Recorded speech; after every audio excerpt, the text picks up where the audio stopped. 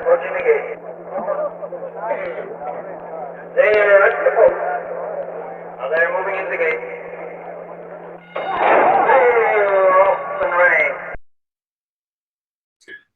Hello, Billy Ho here. A quick update on the 155 Belmont 2023. We had a couple of changes over the weekend and some news updates I thought I'd pass along. And also we're going to jump into just a few of the speed figures from the main contenders. And maybe there'll be a change in the top five, maybe not. Stick around for that. I'll reveal that at the end of the show. But first off, I wanted to thank Born Free, Live Free. I wanted to thank all the current people serving in our country's military, men and women. And today's day is a day of remembrance of those families, of the people that we lost in battle over the years. It started, and so it goes without saying to just think about that today as you live in a free country. So enough of that. We are going to get into the show right now. Appreciate everybody joining me. If you haven't already subscribed, I ask you please do so, and hit the like button and leave some comments on. Let me know where you're sitting at after this weekend's events. And good luck racing today. And let's get the show started. Yeah.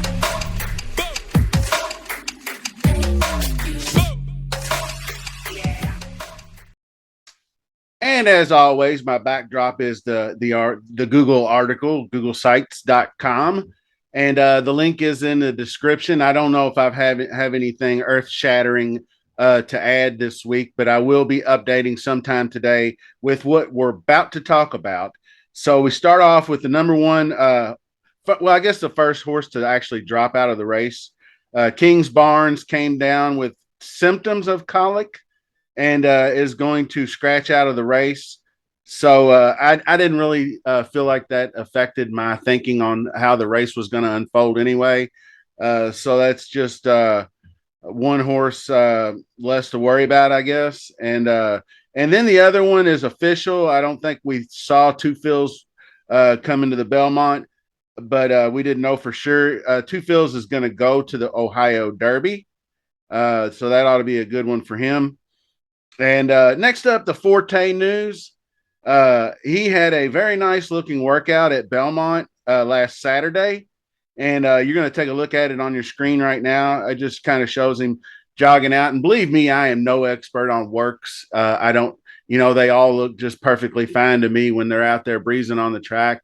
But he wasn't acting out or anything or running around. Looked pretty comfortable on the surface as far as I could see, engaged kind of the two horse little, as you could see going around the turn and just looked like it was a pretty business-like workout, in my opinion. And the man who actually that I value his opinion, Todd Pletcher, had this to say about the work, quotes, "It seems he's maintained his fitness level." And the other quote was, "Seems like everything is in good order." So that's a good sign for the 2-year-old horse of the year, Forte. So that was my biggest question. If you remember the first video that I shot Saturday was, I don't know where his fitness level's at. And if he's still got roughly 2 weeks, week and a half or whatever, a little more than a week and a half. Anyway, if he's got that much more time to just get another breeze in and keep the fitness level going, he's definitely moving up the ladder there for me, for sure. So the top 5 list will be coming up shortly. But I'm going to pop up some speed figures that I pulled off of a website. And American Racing, I think it's called America's Best Racing. So courtesy of them, I always shout out. I don't try to claim I come up with this stuff myself, but I plucked it from their site. So anyway, we're looking at the speed figures, and the top 2 are obviously the Angel of Empire in the Derby and Arabian Lion in the Sir Barton on Preakness Day. So what I need to just mention, and this is my own opinion, is that we need to have some interpretation of those speed figures, especially in the Kentucky Derby, because it was such a fast pace. There were horses got bumped 2-3 points in their buyer speed figures, in my opinion. So if we're looking at, uh, bear with me just 1 second, Angel of Empire 104 buyer, and then you had Hit Show had a 98 buyer running fifth. So, normally, if that pace was slower, I think those numbers would be a little slower. I think Angel of Empire would have been probably 98, 99 without such a hot pace. And that's just a rough guesstimate. But I don't take anything away from what he did in the race, because he ran a very good race coming from off the pace, and he hit the turn coming from home. He just couldn't catch up with enough distance. So maybe he'll do good with the extra distance at Belmont. So he is still a very high, I would call one to beat type horse. But Arabian Lion is the other one. He ran, and National Treasure both were aided the same day by a very little challenge for the lead, one, and number two, an inside track bias, which saw more than a few wire to wire wins. Plus, both of those were able to sit on slower paces in that race. So we saw both of them ran, and they were both roughly 24 quarters and 48 half miles, just rounding them off.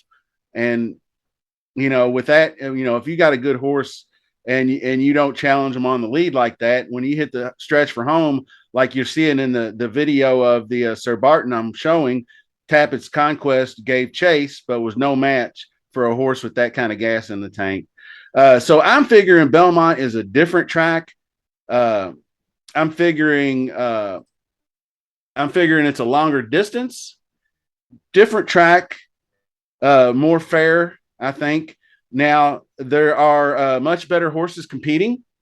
That's another thing. So I don't think that I don't know. We could see another 48 and a half 48 half mile, like we did last year when Mo Donegal won. But we could also see a 46 and change. 2021 Hot Rod Charlie ran out to a hot pace in the Belmont, but could not quite hold off Essential Quality down the stretch. But it was a pretty valiant effort by old Hot Rod Charlie. So anyway, that's just something to think about right now.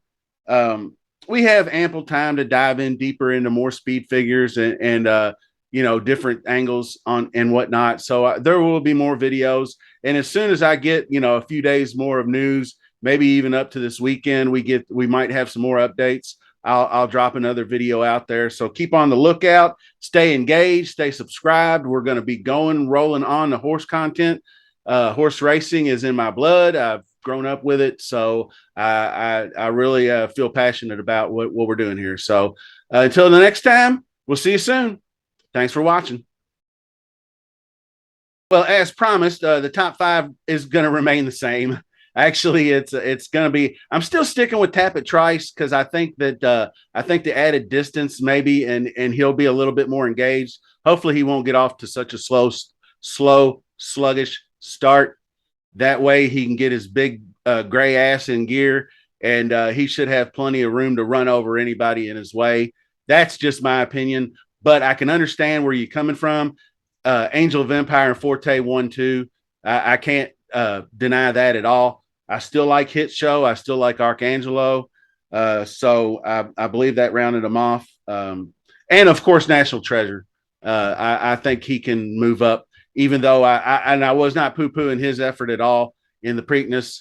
It was just the bias showed through, and he went right out to the lead. So anyway, that's going to do it for that.